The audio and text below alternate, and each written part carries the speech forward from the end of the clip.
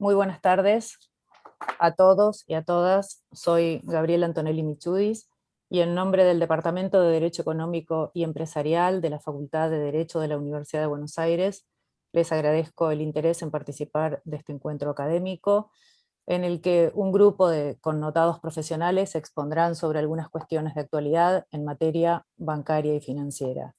En primer lugar, le daré la palabra al director del departamento, profesor Héctor Osvaldo Chomer, a fin de que él abra formalmente la jornada. Gracias, Gabriela. Ante todo, saludarlos y agradecerles la presencia, que estén aquí para escuchar ideas, intercambiar opiniones y formarnos en temas que no son tan conocidos. Segundo, agradecerle a Eduardo Farinati, que no ha podido estar con nosotros porque está enfermo. Lamentablemente ha desertado, pero seguramente habrá otra oportunidad donde lo tendremos con nosotros. Y deseándole pronta recuperación, mandándole un abrazo enorme, enorme, enorme, mi querido Eduardo.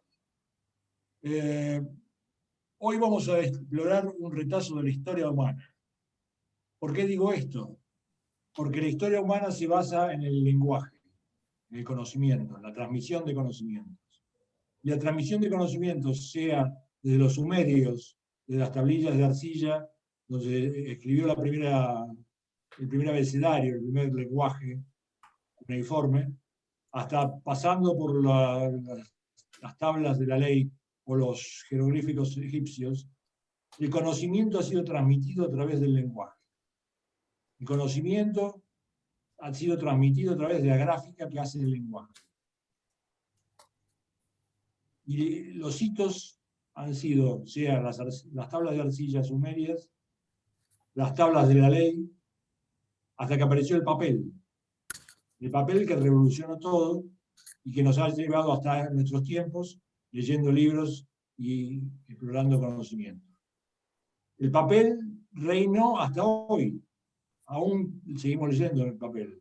Los diarios, las revistas, los libros, pero con él hay otro rey. La desmaterialización o despapelización. Estudiamos la desmaterialización de los títulos de crédito. Leemos sobre la despapelización en tribunales. Pero esto es mucho más que ese poco contexto limitado a tribunales, a un expediente judicial o limitado a un registro nacional de propiedad industrial o donde sea. Es mucho más. Los niños ya no leen en papel. Estudian virtualmente. Aquella extraordinaria reforma, invento que nos trajo Gutenberg, lo que permitió que el libro se expandiera enormemente, hoy es el símil de la virtualidad. La despapelización, la desmaterialización de los títulos de crédito. Todo está inficionado, todo está atrapado por la despapelización. Lo que nos vamos a ilustrar hoy es exactamente eso, una parte, un retazo de la historia humana. Ya no con papel, sino con virtual, con impulsos electrónicos, con nada tan tangible como el papel. Algunos lo añorarán, como yo, otros lo aplaudirán, pero en definitiva ese es el curso de la historia argentina y mundial. Vamos a hacer la desmaterialización de todo. La transmisión de conocimientos será no ya en papel, sino de otra forma. Sobre eso nos van a ilustrar los distinguidos profesores que nos acompañan. Gabriela, te doy la palabra para que los presentes. Bueno, antes de darle la palabra a Guido Lorenzo, también quiero saludar desde aquí a Eduardo Farinati, abogado de la UBA y especialista en Derecho Bancario y profesor regular de esta facultad, que como dijo el profesor Chomer, fue internado esta madrugada a causa del coronavirus. Para una oportunidad, ojalá cercana, va a quedar su exposición sobre banca electrónica, régimen jurídico y nuevas alternativas. Ahora voy a presentar a Guido Lorenzo. Es economista de la Universidad de Buenos Aires, magíster en finanzas, profesor de macroeconomía y de dinero, crédito y bancos de la Facultad de Ciencias Económicas de la Universidad de Buenos Aires, profesor en la maestría en finanzas de la Universidad del SEMA. Es director de la consultora Labor Capital and Growth, LCG, y nos hablará sobre los desafíos de las finanzas internacionales en las crisis globales. Muchas gracias, Gabriela. Buenas tardes para todos. Permiso, voy a compartir un documento. Bueno, me toca iniciar, digamos, esta exposición que seguirá con Matías, con Martín y con Cecilia, desarrollando un poco más acerca del tema de criptoactivos y criptomonedas. Entonces me gustaría primero dar un pantallazo general desde el punto de vista de la economía, dónde estamos hoy en día discutiendo estas cuestiones. Mucha gente que está en el público quizás toca de oído o quizás es especialista en esto. Más allá de eso, se van a tocar diferentes temáticas relacionadas con las criptos, que tienen que ver con el rol como vehículo de inversión, el rol como moneda, el rol como instrumento para fomentar el desarrollo del mercado de capitales, pero a mí me gustaría entonces darle un pantallazo de, ok, ¿y cuál es la economía global y cuáles son los desafíos que hoy está teniendo el mundo, principalmente los distintos bancos centrales, y los distintos tomadores de decisiones de política económica, principalmente relacionadas con las cuestiones fiscales, para dar un poco de pantallazo de, a veces, qué debate es importante, qué debate no lo es. Digamos. Me parece que eso es lo que voy a tratar de apuntar, y como para tratar de entender también ahí a qué hay que prestar atención a la hora en mi opinión al menos, a la hora de discutir acerca de estos temas. Entonces, no voy a hacer una presentación extensa, simplemente voy a mostrar 3 gráficos. El primero es este. Esto es la evolución del activo de la Reserva Federal de Estados Unidos, lo que vendría a ser el Banco Central, digamos, de Estados Unidos. Y este es su, digamos, si uno le mira a la hoja de balance, este es su activo. En el pasivo, ¿qué tiene la Reserva Federal? Principalmente dólares, digamos, emisión de moneda. Entonces, lo que vemos acá es lo siguiente. Fíjense que ese gráfico empieza en el 2007, previo al inicio de la crisis subprime, y termina ahora en 2021. Previo al inicio de la crisis subprime, lo que teníamos era que la hoja de balance de la Reserva Federal constaba de $1 billón. ¿Qué quiere decir eso? Que había activos en la Reserva Federal por ese valor. ¿En cuánto estamos ahora? En 8, se multiplicó por 8 ese número. ¿Cómo es que llegamos ahí? Bueno, a través de distintas crisis. Si uno extendiese este gráfico hacia atrás, incluso podría llegar a ir hasta la crisis de las .com, quizás. Entonces, ¿cuál es la enseñanza un poco de cada una de estas crisis que nos va dejando? Estas crisis que son las primeras que se empiezan a globalizar, entendamos, ¿sí? Hasta el momento teníamos la crisis de los 30 como la primera crisis que se globaliza, pero se globaliza hacia Occidente, no se globaliza a nivel total del mundo. Hoy en día, la crisis subprime fue el primer evento de finanzas internacionales que se globaliza a todo el mundo. Y después, ahora, la crisis del COVID tiene sus consecuencias también a nivel mundial. Entonces, en un primer momento lo que tenemos es una expansión de una duplicación en la crisis subprime del primer quantitative easing, acompañado por el segundo y el tercero sucesivamente en el 2011 y en el 2014. Esos son inyecciones de liquidez básicamente que ha hecho la Reserva Federal, y que en muchas ocasiones dio lugar, o todavía daba lugar al debate hasta el 2019, acerca de si el mercado estaba viviendo en una burbuja o no estaba viviendo en una burbuja. ¿Qué quiere decir que está viviendo en una burbuja? Si los mercados financieros estaban inflando precios de activos como no corresponde, o si realmente esos activos financieros valían lo que valían. Fíjense que previo al inicio del COVID, ¿sí?, de la crisis del coronavirus, lo que tenemos es el anuncio de recompras que empieza a hacer la Reserva Federal, y ese anuncio de recompras y que empieza a llevar adelante la Reserva Federal es el que da inicio a la crisis que deja o que corta el flujo de capitales hacia Turquía y que termina repercutiendo en economías emergentes como la nuestra, dando origen a la crisis cambiaria. Entonces, noten que lo que hizo la Reserva Federal en ese momento fue un cambio muy minúsculo en relación a lo que había expandido la hoja de balance en años anteriores. Con ese cambio mínimo es que tiene que lidiar muchas veces la economía global y hoy en día el sistema financiero mundial para tratar de no generar grandes oscilaciones en precios y cantidades producidas, de manera tal de que la economía siga fluyendo y no empiece a haber disrupciones muy grandes en distintos mercados. ¿Por qué es importante esto? Bueno, como se ve, hay una expansión muy fuerte cuando uno llega de 1 a 4 después de la crisis subprime, después pasa de 4 a 8 en la era del COVID, esa hoja de balance. Ahora hay que básicamente dimensionar todo eso. O sea, ahora que lo tenemos más o menos dimensionado, hay que entender a dónde van esos dólares. Y parte de esos dólares, lo que se está discutiendo, o se ve en parte, y es, digamos, algo que hay que prestar atención, es qué activos están demandando, y si tiene razón de ser o no tiene razón de ser. Activos que se están demandando claramente son acciones tecnológicas. Cuando uno ve las famosas FAANG, Facebook, Amazon, se encuentra ahí con que hay precios realmente altos, ¿sí? Cuando uno mira la acción de Tesla, por ejemplo, también, se encuentra con que hay acciones de Nasdaq que tienen ratios de price earnings superiores a los 1000. ¿Qué quiere decir eso? Que vos pagás por una acción 1000 veces lo que gana una compañía en un año, o sea que en 1000 años recuperarías esa inversión. Son valores, digamos, demasiado elevados y que dan lugar de vuelta a esta especulación respecto de, perfecto, acá estamos frente a una burbuja, tenemos que tener cuidado de que esto, digamos, no se materialice. En ese contexto, que no se materialice la pinchadura de esa burbuja, digamos. En ese contexto también es que viene la discusión de las criptomonedas, ¿no? Y entonces el Bitcoin subió tanto, ok, perfecto. Ojo, porque en parte estamos con este ciclo.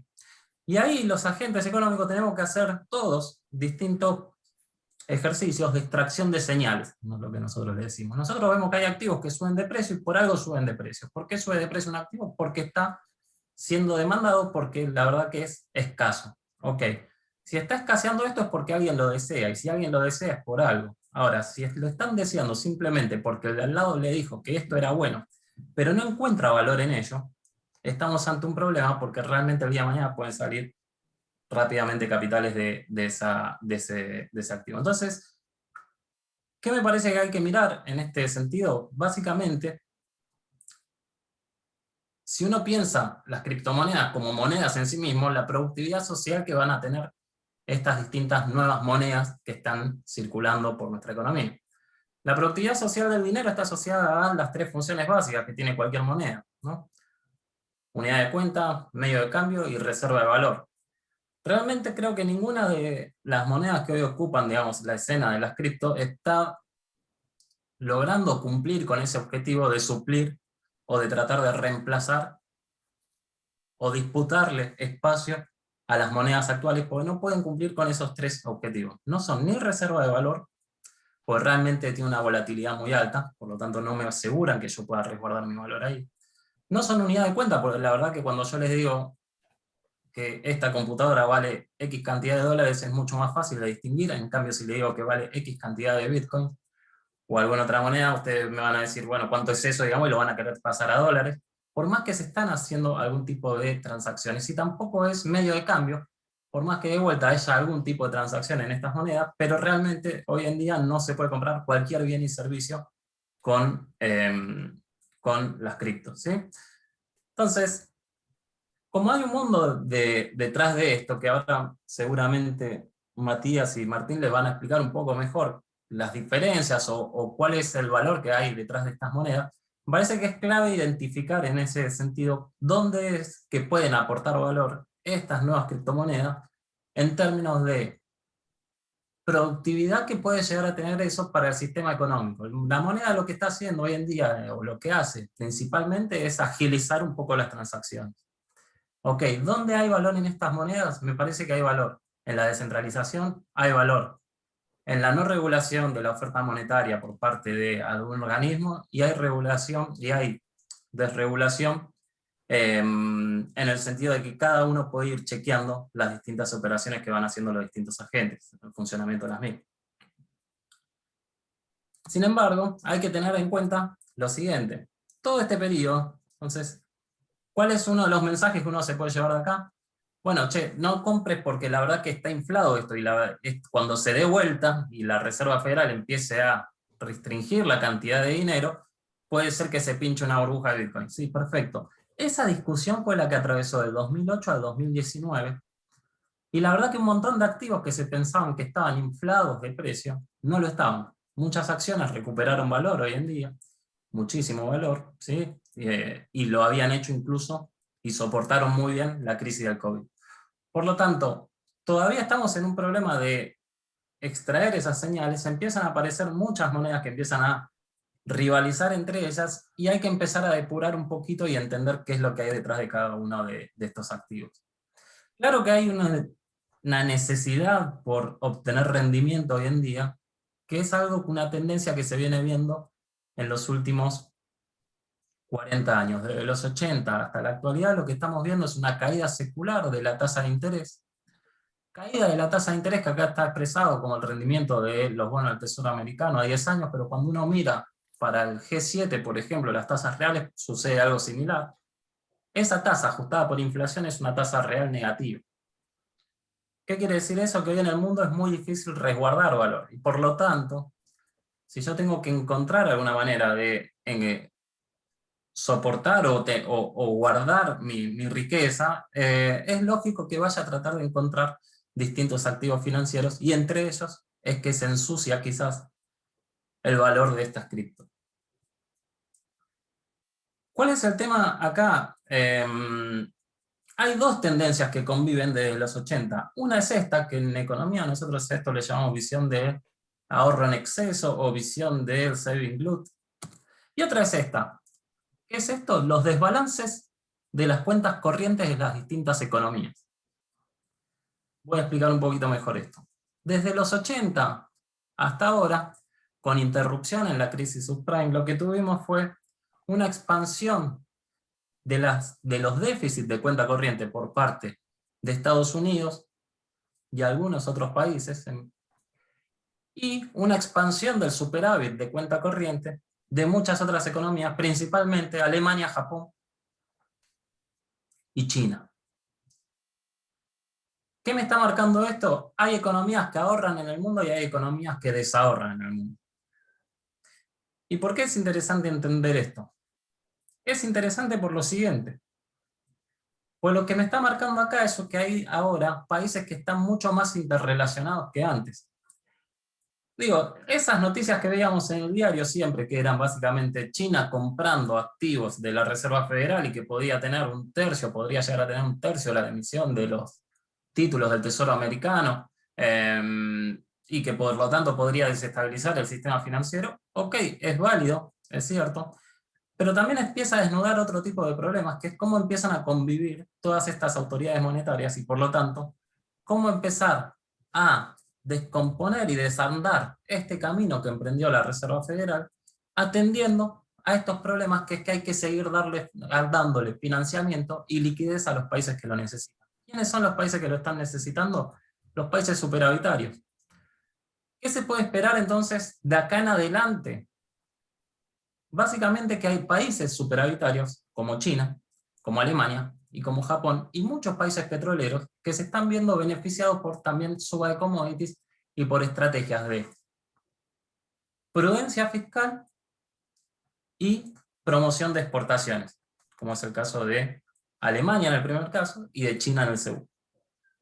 Por lo tanto, es posible que esto vuelva a ampliarse, así como se fue ampliando del 96 hasta el 2007 y después empezó a comprimir. Ahora lo que se ve cuando uno proyecta esto es que puede ser que haya una nueva ampliación de estos desbalances globales. Para entender por qué es relevante, eso es un flujo que surge de cada año. Pensemos lo siguiente, si esto es un flujo que está en cada año, esto es ahorro que va a parar. Por ejemplo, me paro en el 2006, de China hacia el verde, que es Estados Unidos. ¿Ok?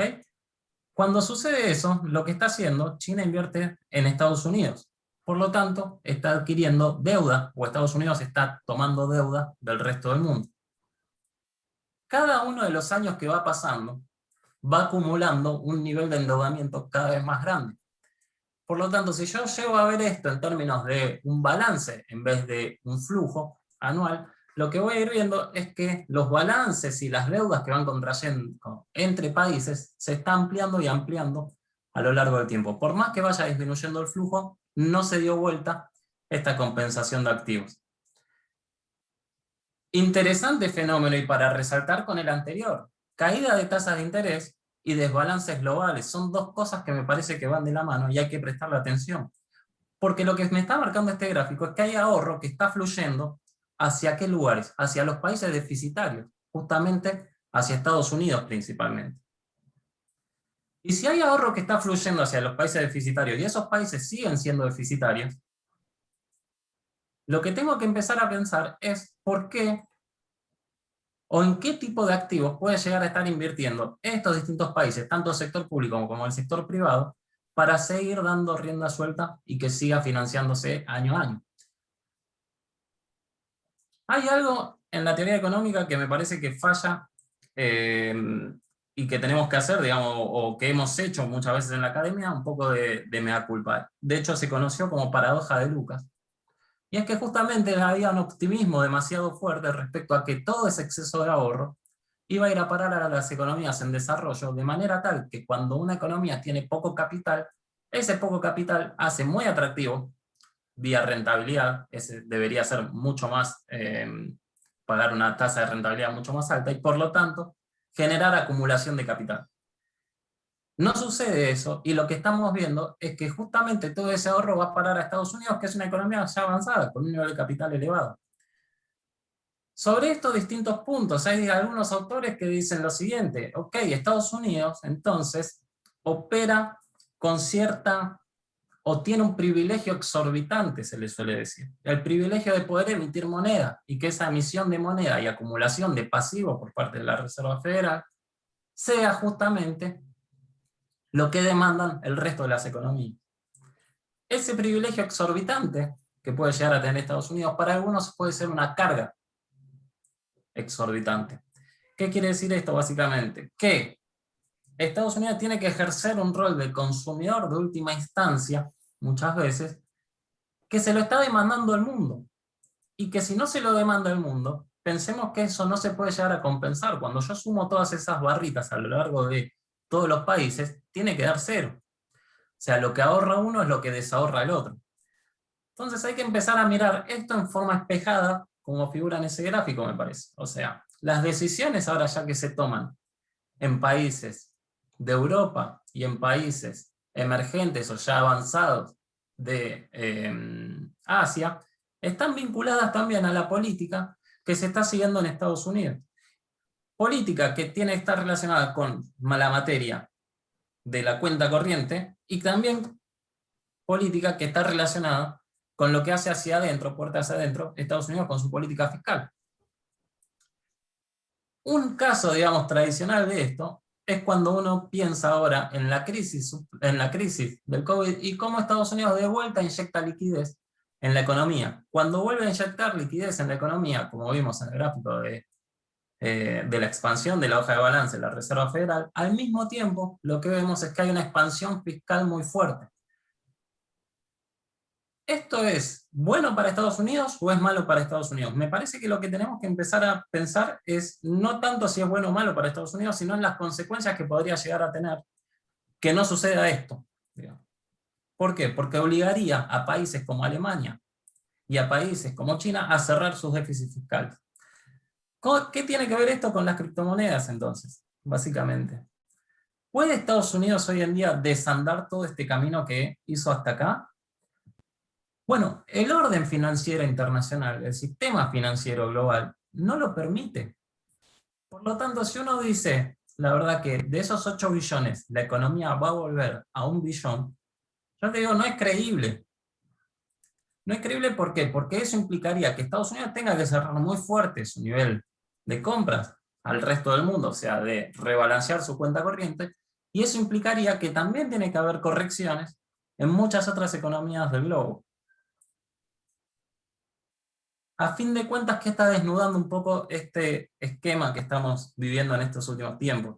Estas tendencias que ya les digo, pertenecen al periodo que va del 80 hasta la actualidad.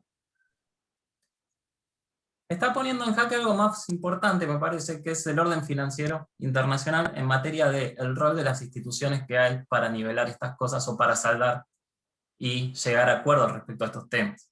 Las instituciones de orden liberal, podríamos decirle, de posguerra, no están pudiendo dar cuenta de estos fenómenos, no están pudiendo dar respuesta de cómo revertir estas expansiones de hoja de balance, cómo, por lo tanto, decidir en qué momento tienen que pinchar supuestas burbujas de los distintos que generan los propios bancos centrales. Y por lo tanto, me parece que con esto vamos a tener que ir conviviendo a lo largo del tiempo. Lamentablemente se ha abierto un espacio que es muy anárquico para lo que es la red de expansión de pagos, que está compuesta por toda la liquidez que brindan los bancos centrales, por toda la liquidez que se brinda vía acuerdos de swap, por toda la liquidez que se brinda también vía derechos especiales de giro, acuerdos financieros regionales. Por lo tanto, toda esa red de pagos que existe hoy en la economía está creciendo de una forma descontrolada. Y esa forma descontrolada nos obliga un poco a reflexionar acerca de si esto puede estar causando algún tipo de problemas, si puede estar impactando negativamente en cómo se transmite la información hacia la economía, y por lo tanto, si hay que corregirlo o si no hay que corregirlo. Si estamos pensando en el caso que no hay que corregirlo, la información que estamos recibiendo es buena. ¿Qué quiere decir eso? Que sea buena, básicamente. Quiere decir que si estamos viendo que hay activos que están subiendo muchísimo de precio, es porque valen eso. Ahora, si en realidad esto va a ser corregido en algún momento, ya sea por la existencia de diálogo, por la existencia de instancias de cooperación, o por las instancias que puede llegar a haber vía conflicto en lugar de cooperación a nivel internacional, por lo tanto puede ser que el ruido que estemos teniendo o la información que estemos recibiendo sea un poco distorsionada y no esté reflejando realmente información acerca de la escasez de los distintos activos, y por lo tanto el precio no refleja el valor de los distintos bienes y servicios. En conclusión, me parece que lo que quería marcarles es lo siguiente. Muchas veces nosotros estamos pensando que el tema cripto, digamos, es una revolución y como sube de precio me tengo que subir a esa ola.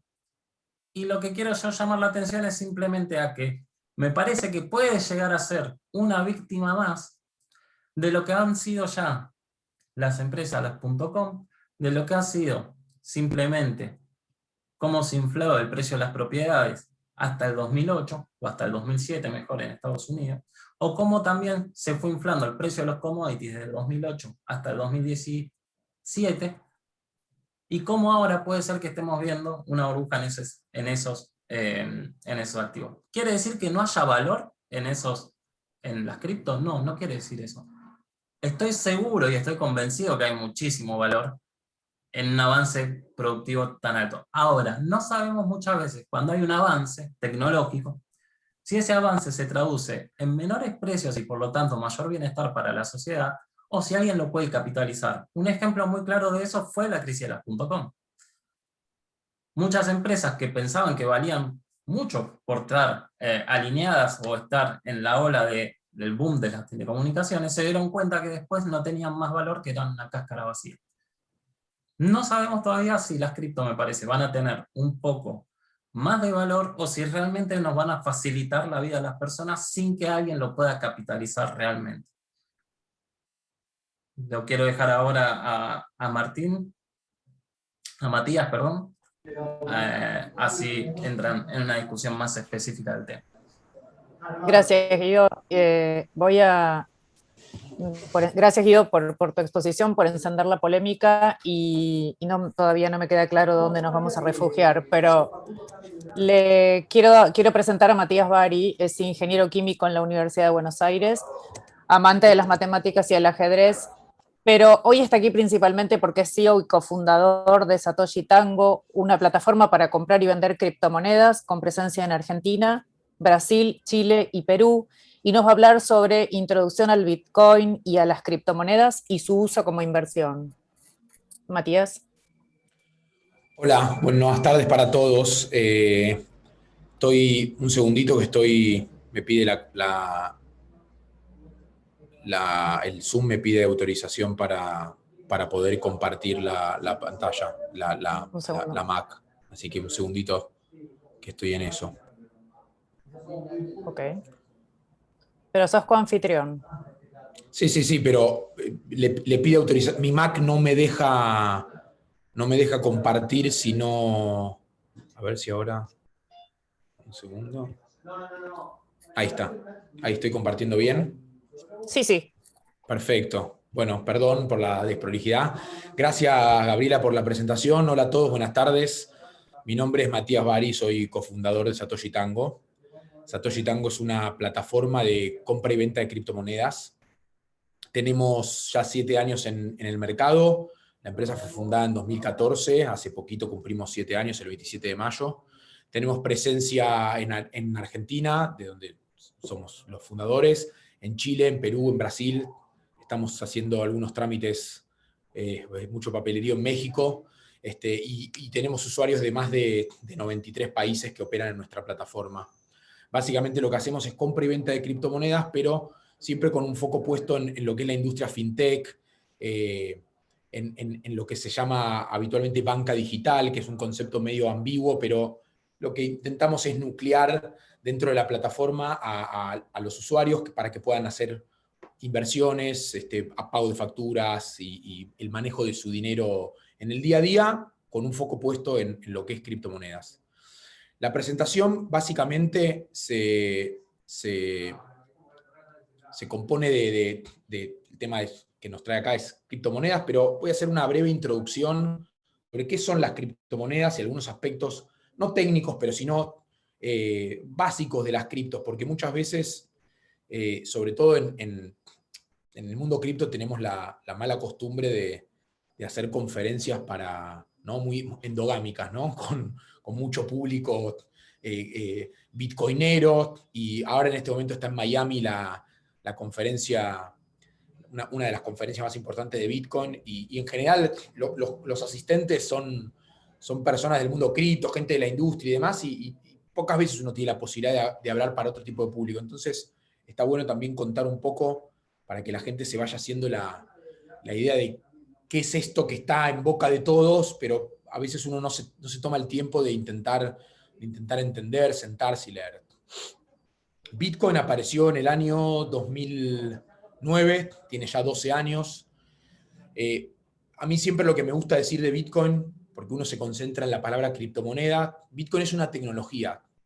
Y lo repito y hago énfasis en eso porque es muy importante para los públicos que no son técnicos esa parte de ese enfoque de las criptomonedas. Es una tecnología. Las tecnologías tienen usos, pero no están encajados en determinados. O sea, tienen algunos usos y otros por descubrir, de la misma forma que lo tiene Internet, que en un comienzo era la interconexión entre dos computadoras que se mandaban un mensaje, y hoy son, bueno, Zoom es prueba de lo que evolucionó. La electricidad lo mismo. Nadie puede definir la electricidad como aquello que hace funcionar la batidora. Es una tecnología y tiene múltiples usos, y la humanidad le irá dando otros usos.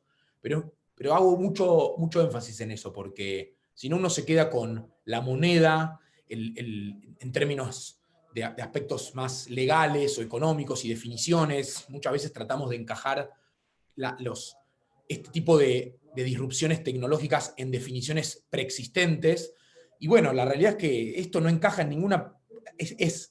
Su carácter de disruptivo lo hace justamente, una de las características de lo disruptivo es que no encaja en ninguna definición que existía hasta ese momento. Sí, ahora centrándonos en las criptomonedas, que son un caso de uso de esta tecnología que es Bitcoin / blockchain, son monedas que no tienen un emisor centralizado, que todo se hace de forma descentralizada, que se basan en un protocolo que se llama blockchain, que seguramente todos escucharon, que es básicamente un libro contable online, en donde se registran cada 10.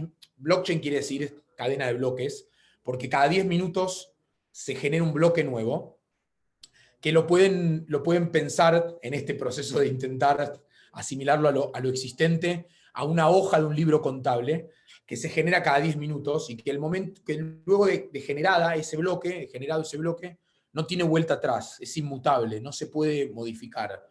Nosotros, los bitcoiners, decimos que está escrito en piedra. Y eso, volviendo a este concepto de por qué es una tecnología, es una base de datos descentralizada, cuyo primer caso de uso es la transferencia de valor, por eso este nombre de moneda o criptomoneda, porque es una tecnología que está basada en la criptografía. Pero es una tecnología porque un libro contable descentralizado tiene el uso de registrar transferencias de valor, pero tiene otros usos que estamos viendo, que después voy a hacer un breve repaso. Básicamente, entonces, volviendo a lo que es el blockchain, es un libro contable donde se registran todas las transacciones, que está disponible para que todos lo puedan ver online. Por lo tanto, todas las transacciones siempre me concentro en Bitcoin a modo de ejemplo, pero eso ocurre en casi todas las criptos. Todas las transacciones de Bitcoin son públicas, están online en lo que llaman exploradores de blockchain, que son empresas que libremente pueden mostrarle a todo el mundo las transacciones que ocurren. Obviamente que nadie sabe quién le está mandando dinero a quién, porque las direcciones son, no dice anónimas, pero no son anónimas, son seudónimas, ¿no? Digo, están identificadas como los números de CBU, pero nadie sabe a quién le corresponde esa dirección, de qué persona es. Y esa es una de las características, que es anónimo, transparente y descentralizado. Es descentralizado porque nadie lo controla al blockchain de Bitcoin, nadie lo maneja, todo se hace por consenso, y es un sistema que está increíblemente diseñado de forma de articular un montón de incentivos de diferentes sectores que influyen en el mercado de cripto para que el sistema funcione y funcione eficientemente. Esa es una de las características más increíbles.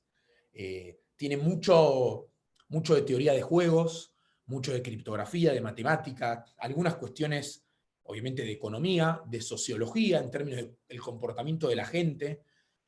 Así que es mucho más que una moneda o un activo financiero que cotiza, que se mueve y que la gente está pendiente del precio, porque obviamente que es importante, eso no, tampoco lo quiero perder de vista, porque hay gente que dice el precio no importa. No, el precio importa, es importante, pero no es lo más importante ni lo único importante.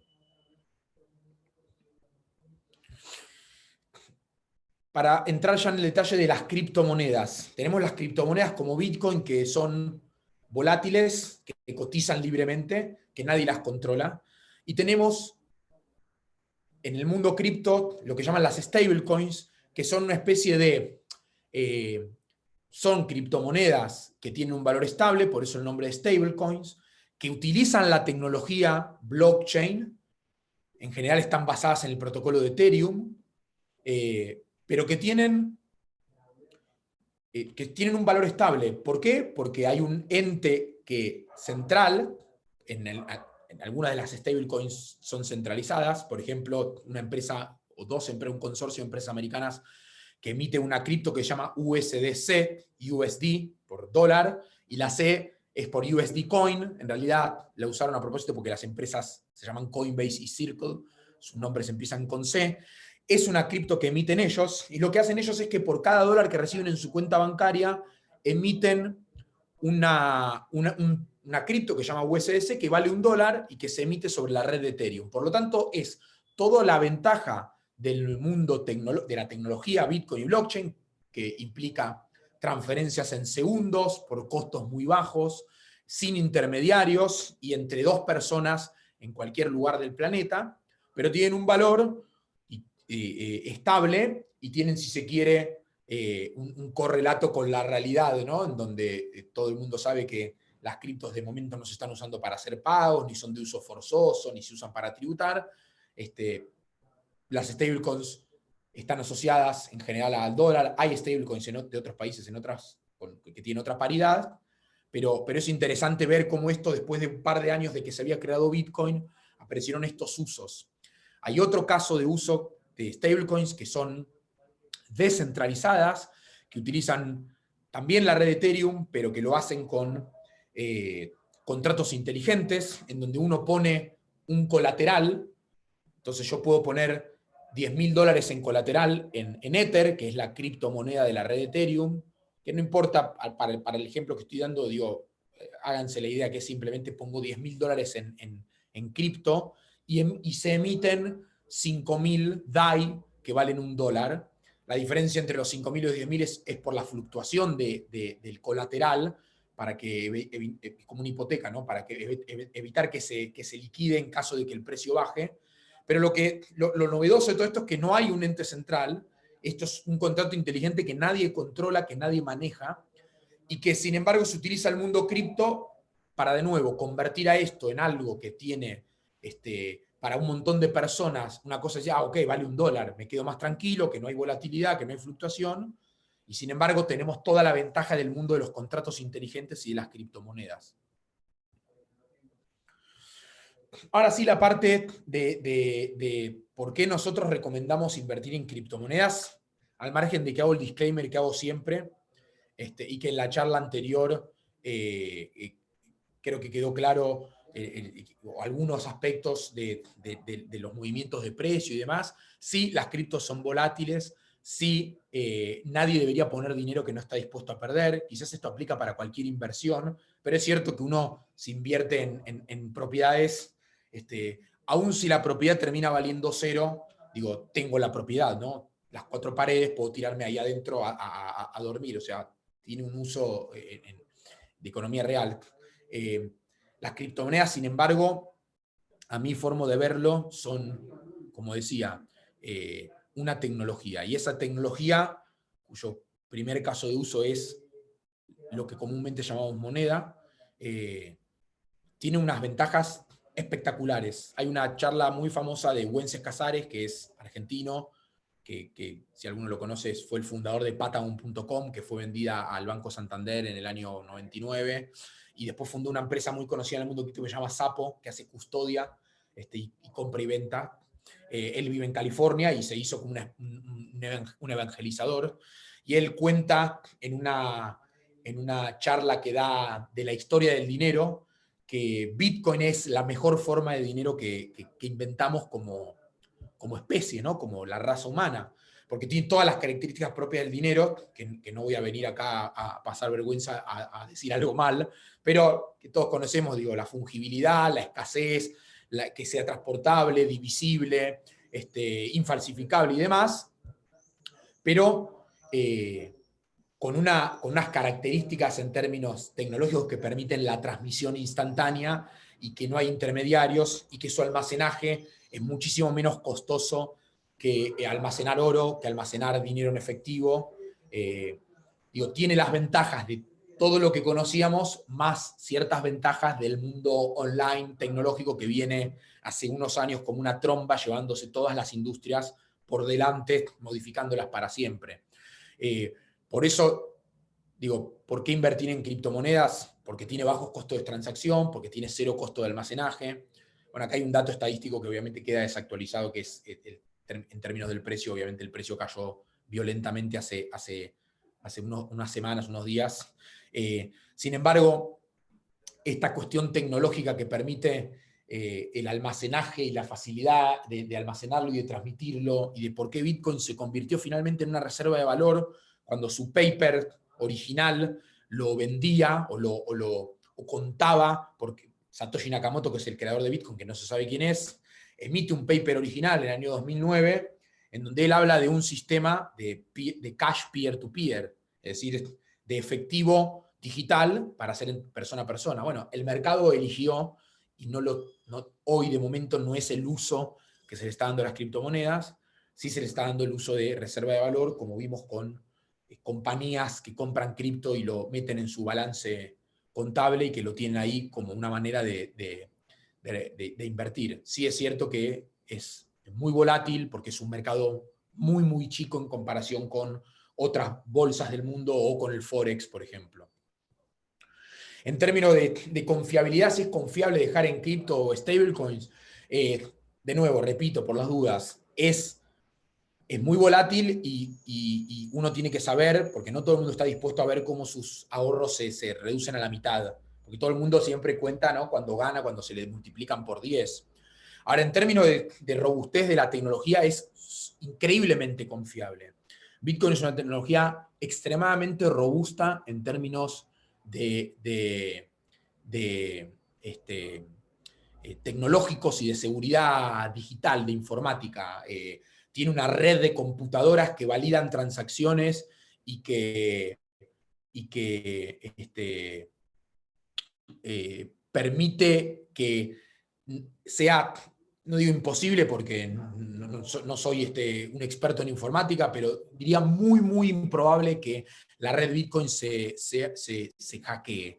Requiere de un poder de cálculo que encarece el resultado de ese hackeo enormemente. Por lo tanto, es mucho más caro hackear la red que que lo que te vas a llevar por haberlo hecho. Es cierto que uno ve todo el tiempo noticias online donde gente pierde su dinero porque esa ventaja que es que Bitcoin es como tener efectivo pero digital implica que la seguridad está del lado del usuario. Es decir, yo puedo perder mis Bitcoins porque los pierdo yo, no porque la red tiene un problema en términos técnicos. Así que en ese sentido es muy estable. Además tenemos la parte más, si se quiere, que defienden los early adopters de las criptos, que tiene que ver con que ninguna institución, ningún país, ningún estado-nación puede modificar el protocolo, puede cambiar la emisión, ni puede afectar la inmutabilidad del blockchain. El blockchain es inmutable, no se puede modificar. ¿Por qué? Porque con los años se formó una red de computadoras, que son en realidad granjas de minería, que es un tema que da para otra charla entera, que impiden, que permiten que sea inmutable, impiden que se modifique algo que se escribió en el blockchain. De nuevo, no quiero meterme en temas que me exceden. El Bitcoin es legal, sí es legal, en Argentina por lo menos lo es, en otros países no lo es. Muchas veces, y acá de nuevo no me quiero meter en temas que me exceden, pero digo, algunas declaraciones de ciertas instituciones locales hacen que gente que entiende mucho más que yo del derecho establezca que, ok, digo, Bitcoin es taxable, la AFIP puede cobrar impuestos por la venta, listo, se lo convierte inmediatamente en legal. De nuevo, estoy repitiendo, porque no me quiero meter en temas que son, que no son de mi disciplina, pero sí nosotros estamos en contacto constantemente con reguladores y con gente, hay proyectos de ley para regularlo. Hay que entender que intentar regular Bitcoin como concepto es como regular Internet. No se puede, no hay manera. Bitcoin, para poder prohibir Bitcoin, habría que cortar la luz.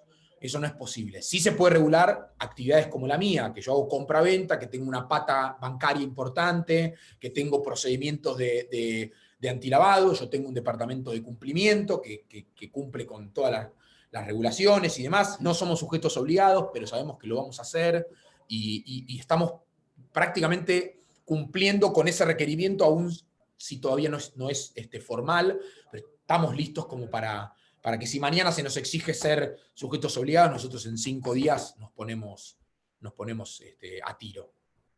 El mínimo para invertir es muy pequeño, eso también es una confusión que siempre aclaro. Un Bitcoin vale $38.000, pero Bitcoin se puede partir en 100 millones de unidades, cada unidad se llama un Satoshi. Un Satoshi en este momento no tiene prácticamente valor monetario, porque justamente es muy divisible, por lo tanto, Bitcoin se puede invertir en nuestra plataforma desde 1.500 pesos, que es un número simplemente operativo. Digo, uno podría comprar un peso en Bitcoin. Nosotros no lo hacemos por cuestiones comerciales nada más, pero no hay ningún inconveniente en hacerlo. Rápidamente, ¿qué es el dólar cripto? Bueno, es esta paridad que yo les contaba antes que existe es muy argentino. En otros países esto tiene menos interés, sobre todo en la región donde nosotros tenemos presencia y vemos distintos casos de uso. En Brasil ni hablar, en Chile tampoco. Quizás en otros países de la región, bueno, en Venezuela obviamente sí, pero en general en la región que tiene otro tipo de estabilidad macroeconómica, con tipos de cambio muy estables, aunque ahora Perú, cerca de las elecciones, tiene algún movimiento devaluatorio, pero en general no es interesante el caso de uso de la compra de dólar cripto, DAI o USDC, estas criptos que yo les contaba, estas stablecoins, no lo son un caso muy argentino, donde no se puede, donde al margen de nuestra moneda devaluada, en este momento no se puede comprar dólar.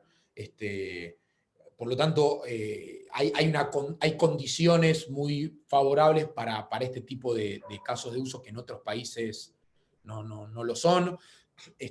También hay diferencias en otro tipo de casos de uso donde en países donde la inclusión financiera no es un problema, donde prácticamente todo el mundo con un scoring más o menos decente tiene acceso a una cuenta bancaria, a créditos y demás, digo, ni hablar de Estados Unidos con otro tipo de tamaño de mercado. Rápidamente, ¿qué son las finanzas descentralizadas? Las finanzas descentralizadas o DeFi o DeFi, para ponerlo en español, DeFi, Decentralized Finance, Es algo que está muy de moda en el mundo cripto desde el 2020 hasta hoy. Tiene que ver con un montón de proyectos que están basados en tecnología blockchain para generar productos y servicios donde no hay un ente centralizado. Por ejemplo, esto que les contaba de DAI, este dólar digital que tiene un colateral y que entonces uno puede entrar a un sitio, pone plata en colateral, en ese caso en Ether, pero da lo mismo, uno pone un colateral, emiten en un contrato inteligente, y el contrato inteligente no lo maneja nadie, el código es el que manda. Y DeFi son un montón de compañías que están trabajando en eso.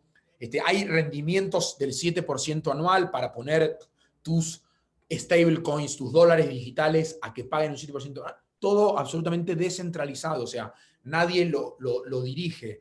Esto es lo último en materia de, les vuelvo a contar, Bitcoin tiene 12 años, por lo tanto estamos hablando de industria, una industria absolutamente en desarrollo.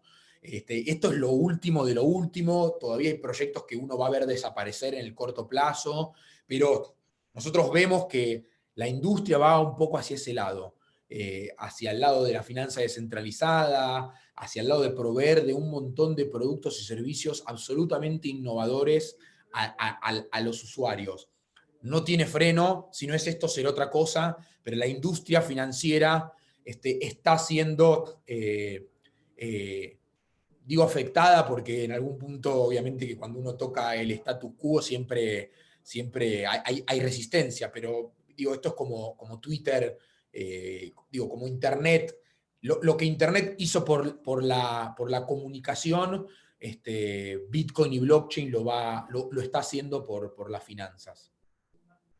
¿Qué se puede hacer con los Bitcoins? Se pueden holdear, que es este proceso de quedártelos y esperar que suban de precio. Se puede comprar y vender en cualquier exchange del mundo, hacer trading, y con estos movimientos de precio, para quienes hacen trading o hacían trading en otros mercados, es un mercado mucho más atractivo porque los movimientos de precio son los que permiten que alguien genere diferencia. Se puede hacer margin trading, que es lo mismo, pero con dinero prestado por la compañía. Nosotros ofrecemos eso. Hay un montón de servicios nuevos que van apareciendo con esto de las finanzas descentralizadas. Lo que se llama staking, que es poner tus criptos que sirven para el funcionamiento de la red y eso paga un rendimiento. Cuestiones realmente que a veces me exceden a mí también, pues son nuevas, salen de un día para el otro, y son complejas de entender desde todo punto de vista, no solo el punto de vista técnico, desde el punto de vista de la economía, ¿no? De cómo funciona. Hay muchos proyectos en los que se habla de criptoeconomía. Seguramente en libros de economía de acá a los próximos 10, 15 años se escribirán ciertos conceptos y criterios nuevos asociados han aparecido proyectos en donde se repartían las criptos inicialmente en lo que es una oferta inicial de monedas que se reparte y eso tiene valor inmediatamente. ¿Y por qué tiene valor inmediatamente? Un montón de conceptos de cosas que no existían hasta que aparecieron las criptomonedas. Bueno, esto para no aburrir, cómo se opera en Satoshi Tango, hay que darse de alta, te registrás, cargas dinero, pones tus pesos y simplemente ejecutas una compra. Tenemos 7 criptos que ofrecemos, es muy fácil, hacen 3 clics, paso un poquito el chivo, pero lo hago rápido. Nuevo, ¿por qué elegir Satoshi Tango? Bueno, porque estamos hace 7 años, tenemos más de, quedó desactualizada, tenemos más de 800.000 usuarios y operamos en muchos países y estamos creciendo realmente muy rápido. Y bueno, les dejo acá el link por si a alguno le interesa desde el punto de vista comercial, entrar, invertir, comprar, vender, lo que fuera. Y les agradezco por el tiempo, espero no haber aburrido. Matías, excelente tu intervención, te agradecemos mucho, pero creo que es hora de que irrumpa el derecho en esta jornada. Así que voy a presentar a Martín Paulantonio, abogado de la Universidad de Buenos Aires, profesor titular del Departamento de Derecho Económico Empresarial de la Facultad de Derecho de la UBA, director del posgrado en Mercado de Capitales en la Universidad Torcuato de Itela, socio fundador de Paulantonio y Legón Abogados, es autor de diversos libros y publicaciones en áreas de su especialidad y va, siguiendo el eje temático, va a exponer sobre criptoactivos y mercado de capitales. Gracias, Gabriela. Bueno, veremos si irrumpe el derecho o no. Haremos lo posible por nuestro lado. De todas maneras, el tema de cripto en sí tiene mucha raíz económica, digamos, ¿no? Lo veíamos en la primera exposición y dentro de todo lo que es el criptomonedas, hay toda una cuestión atrás de que si en definitiva los países centrales tienen problemas en su macro, en definitiva su moneda deja de ser lo que uno espera, que es la reserva de valor, ¿no? O sea, si bien en muchos casos se mira el cripto, y eso lo voy a desarrollar en la breve presentación como una inversión, la idea esta de la reserva de valor está en la naturaleza de lo que es una moneda. Les voy a poner la presentación en pantalla.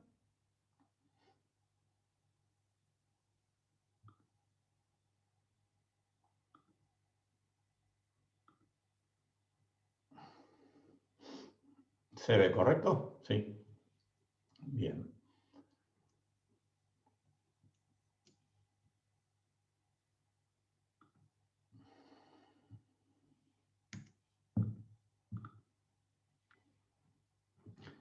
La idea, digamos, para acotarme al tiempo que tenemos todos los expositores, es desarrollar cuatro líneas de pensamiento para tratar de capturar lo que es central de la relación de los criptoactivos con el derecho de mercado de capitales. La primera, que es por ahí la más sencilla, pero tiene alguna trampita en su concepto, porque no es un concepto puramente jurídico, es decir, cuando le señalo que los criptoactivos permiten la captación del ahorro público, no estoy queriendo decir que todos los criptoactivos sean activos del mercado de capitales, sino haciendo referencia más que nada a cómo los mira el comprador, cómo los mira, por decirlo, con esta figura que siempre se usa en materia del consumidor final de Doña Rosa, ¿no? ¿Qué es lo que mira esto cuando el producto se empieza a popularizar y deja de ser una inversión de nicho o una adquisición de nicho, ¿no? Como ustedes ven en muchos medios todo el tiempo se está hablando de cripto, con lo cual es un tema que claramente ya salió del nicho inicial de aquellos que entendían o que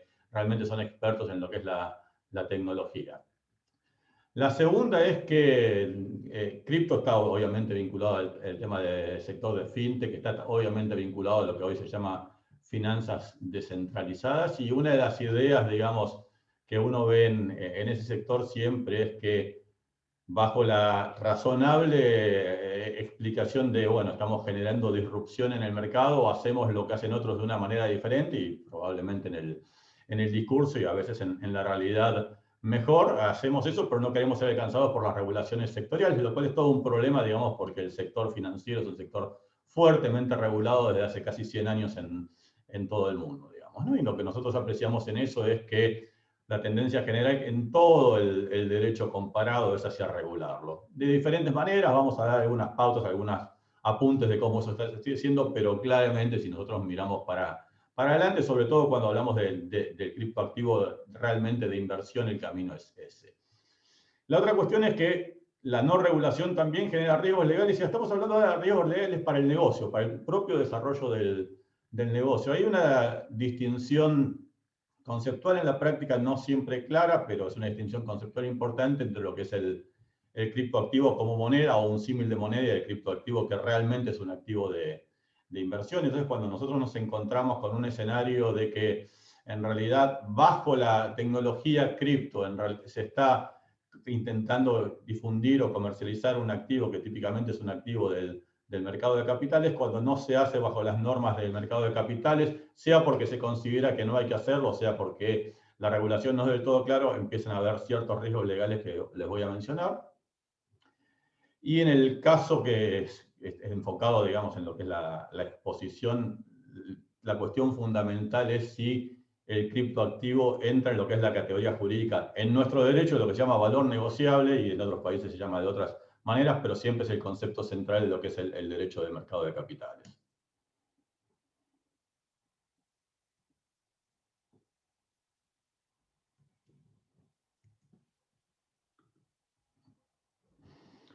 Cuando hablamos de captación del ahorro público, el legislador, y hablamos del legislador en sentido amplio, digamos, ¿no? Puede ser el legislador general, puede ser el regulador sectorial, siempre tiene un dilema de qué hacer, ¿no? Regular o no regular. ¿Por qué? Porque todos sabemos, digamos, y Argentina es un ejemplo en eso no sé si es un buen ejemplo, pero por lo menos un ejemplo de eso, que si hay problemas y después en realidad hay situaciones en las cuales quienes tienen sus ahorros en un activo determinado pierden plata, y este es un activo particularmente volátil para eso, digamos, ¿sí? no necesariamente es un activo que esté vinculado a situaciones de posibles estafas o defraudaciones. La tecnología es segura, ha habido algunos problemas con activos cripto del mercado, pero en realidad podrían pasar con cualquiera, digamos, ¿no? La posibilidad de construir esquemas piramidales o Ponzi que se han dado con algunos criptos no es un problema de cripto, es un problema del esquema en sí, pero volviendo al tema del regulador, tiene una opción complicada, digamos, ¿no? Porque si no hace nada, obviamente después tocan la puerta, digamos, ¿no? Nos encontramos con el escenario de, para decirlo de una manera sencilla, la tapa de Clarín. Cómo en realidad 50.000 personas, 100.000 personas, 1 millón de personas perdieron sus ahorros con estos activos.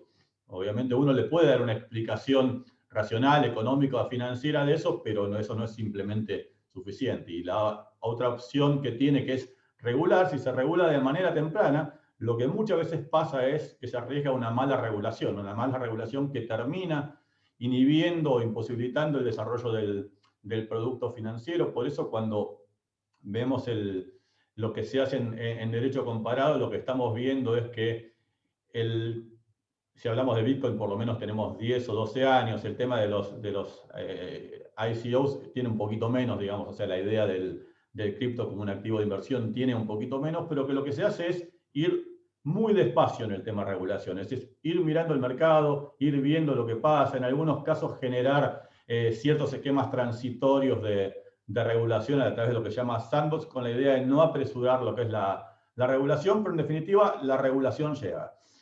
Y el último punto en esta parte de captación del ahorro público es que cuando no se regula, digamos, puede haber escenarios de arbitraje regulatorio. Con esto no estoy diciendo que todos los casos de criptos sean arbitrajes regulatorios, pero lo que nosotros encontramos es que en muchos casos de la definición o de la adopción de valor negociable o considerar valor negociable activos que se puedan negociar en el mercado depende mucho, en definitiva, qué es lo que pasa. Y para darles un ejemplo muy, muy sencillo y fácil de entender. Ustedes habrán visto más de una vez las publicidades en los diarios y a veces hasta en la televisión de la posibilidad de invertir en fideicomisos que, no sé, van a desarrollar un proyecto inmobiliario, que van a desarrollar alguna explotación de carácter agropecuario, ¿sí? Si ese fideicomiso toma dos características que después les voy a explicar mejor, que la base califican al derecho de ese fideicomiso como un valor negociable, estamos en un supuesto de que hay una regulación que se está incumpliendo. Ahora, si simplemente modifico dos cuestiones contractuales muy sencillas, que es, no emito un título valor o algo que se pueda considerar un título valor y no genero mecanismos de negociación secundaria, la misma situación para el inversor pasa a ser un escenario totalmente no regulado. Entonces lo que nos encontramos es que en situaciones de inversiones o de captación del ahorro público puede haber casos en que no regularlo, digamos, o no alcanzar con la regulación una situación determinada, permite que se ponga en riesgo lo que es el patrimonio del inversor, los ciertos derechos del inversor, o que se genere un escenario regulatorio totalmente diferente, sujeto simplemente a dos cambios en una reglamentación contractual. ¿Qué es lo que pasa en el derecho comparado? Como les decía, se va de a poco, digamos, ¿no? En la Argentina no se va siempre de a poco, porque en muchos casos el tema de cripto es más nuevo y ya hay un par de proyectos que no son particularmente felices. No me voy a meter a analizarlos, ustedes los pueden googlear, buscarlos, no son nada buenos, pero miremos un poco qué es lo que se hace en el extranjero. La tendencia, como les decía, es hacia la regulación de los criptoactivos que se puedan considerar securities en el sentido de lo que nosotros llamamos valores negociables y lo que en la Unión Europea se denomina instrumentos financieros, es decir, aquellos activos transables que se considera que se deben transar dentro de las regulaciones del mercado de capitales. Y hoy nosotros tenemos en la Unión Europea un proyecto de directiva. Puede tardar unos meses, sí, no sé si este año va a estar, pero hay un proyecto de directiva que intenta definir las primeras cuestiones del tema. En Estados Unidos ya hay, por otro lado, proyectos de reglamentación, hay intervenciones bastante activas de regulador estableciendo, por un lado, puertos seguros para que se puedan hacer ciertos negocios que no calificarían como security, según la denominación de las leyes de Estados Unidos, y estableciendo además normas en consultas para lo que es la regulación futura. España tiene actualmente un proyecto de modificación de la ley de mercado de valores para decir lo que a uno le puede parecer obvio, pero que es el núcleo de todo esto, que es que si a través de la tecnología de registros distribuidos, que es la forma de identificar lo que es el blockchain, en definitiva se está generando un activo equivalente a los activos existentes en el mercado de capitales, entonces eso va a estar sujeto a la regulación propia característica del mercado de capitales.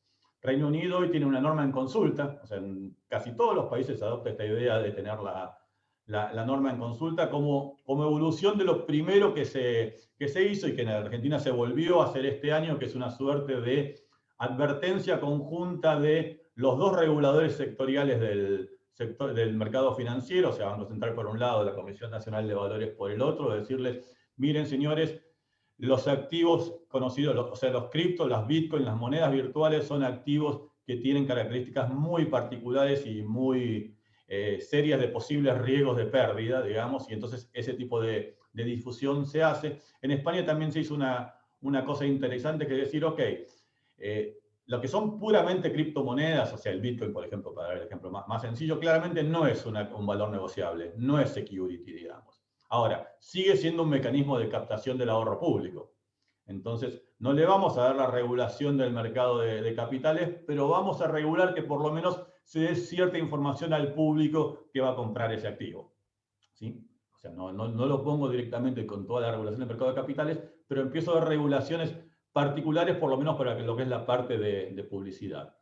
Un poco sintetizando, en el derecho comparado vemos totalmente esta tendencia a la regulación, y en cuanto a lo que son criptoactivos del mercado de capitales, es muy probable que en poco tiempo más tengamos la parte, digamos, normativa establecida en la mayoría de los países.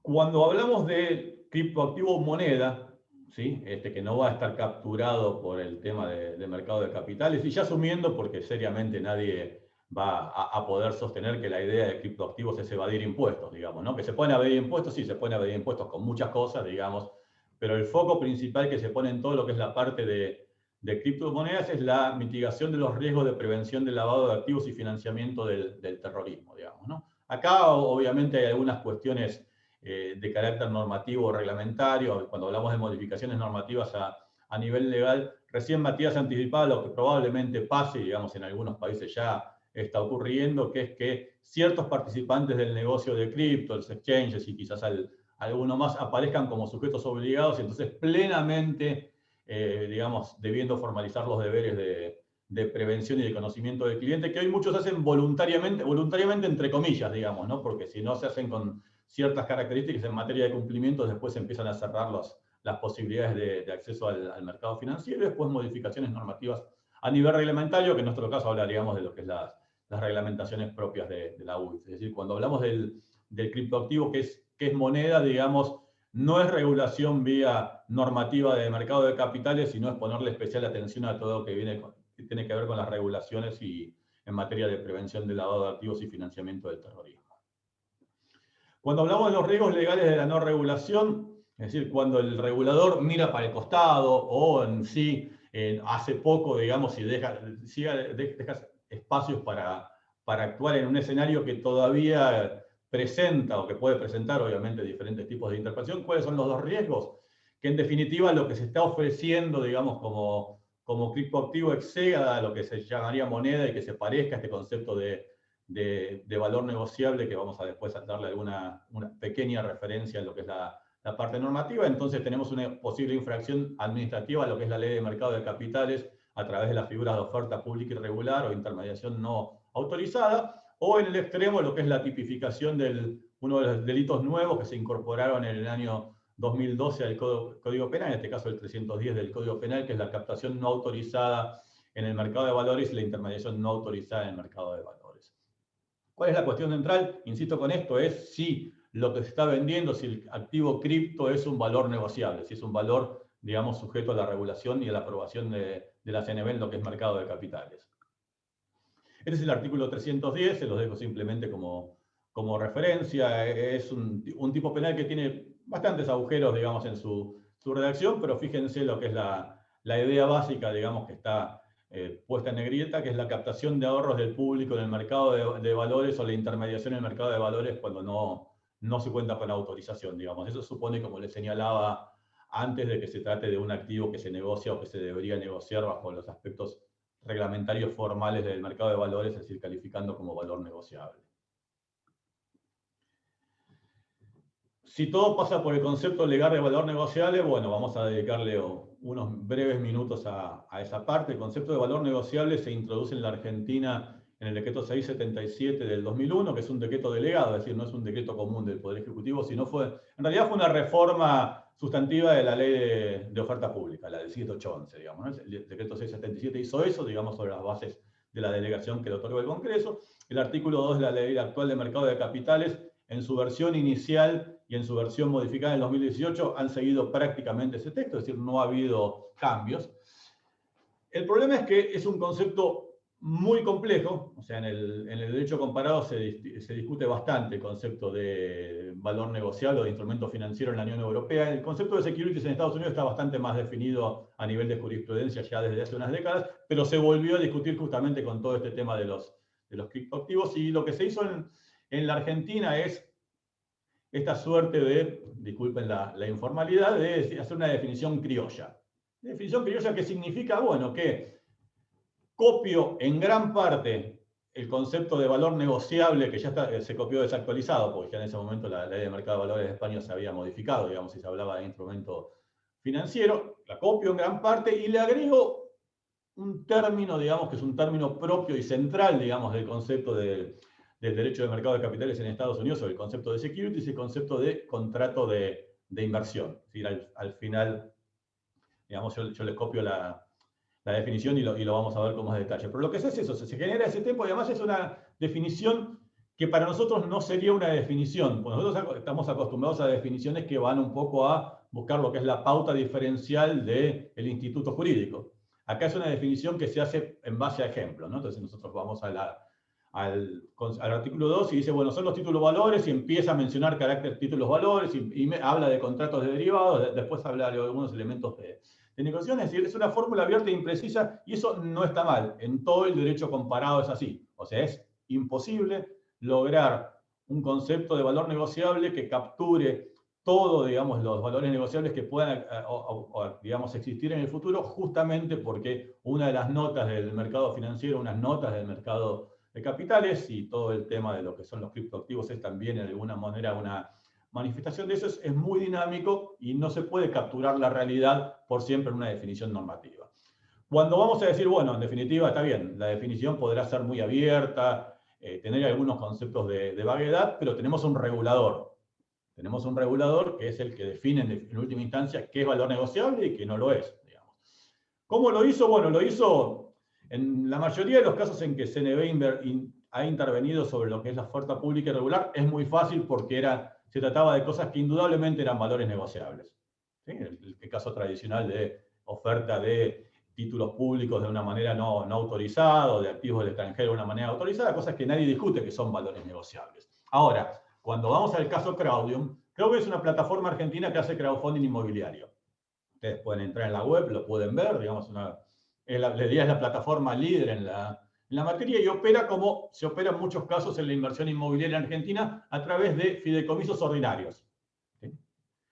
Cuando se plantea este tema, digamos, y obviamente, como les señalaba, todos este tipo de emprendimientos hacen una publicidad muy importante, digamos, es decir, esta nota que siempre mira CNV de que haya un mecanismo de difusión público estaría claramente logrado. Se empieza a analizar, bueno, ¿qué pasa con esto? Con los derechos derivados del fideicomiso ordinario, porque de vuelta es un fideicomiso ordinario, ya todos los abogados, digamos, tenemos una suerte, digamos, de respuesta uniforme cuando nos preguntan de esto, es, haces un fideicomiso, por favor, no hagas un fideicomiso financiero, que puede ser privado, digamos, no emitan títulos valores en virtud del fideicomiso, porque eso es un llamado de atención importante para lo que puede ser la futura calificación de valor negociable. Este fideicomiso estaba armado sobre esa base de ser un fideicomiso ordinario en que la gente tenía derechos.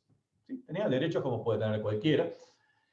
Se abre un expediente en CNV, digamos, para definir qué es lo que pasa con esto, y lo que termina haciendo CNV en la resolución es decir, bueno, en realidad estos son derechos, digamos, podrían ser valores negociables, pero son derechos, y no tienen un mecanismo de negociación secundaria. De hecho, se le pidió, y Crowdium lo hizo entre comillas, voluntariamente, eliminar la posibilidad que tenía en su sitio web de una suerte de negociación secundaria de estos derechos sobre los proyectos inmobiliarios en los que se invertían. Y dice, en consecuencia, esto no es un security, no es un valor negociable, está fuera de la regulación. Y acá es donde vuelvo a esta idea de arbitraje regulatorio. Fíjense que hubiera bastado simplemente, si nosotros seguimos la resolución de Senado en la materia, para que Crowdium hubiera habilitado en su plataforma, en su sitio web de internet, digamos, la posibilidad de negociación secundaria de los derechos de los fideicomisos para que eso se hubiera calificado como valor negociable. O, por supuesto, en el otro extremo, que es lo que nunca ocurre, lo que decía, que se hubiera tratado de un fideicomiso privado pero financiero.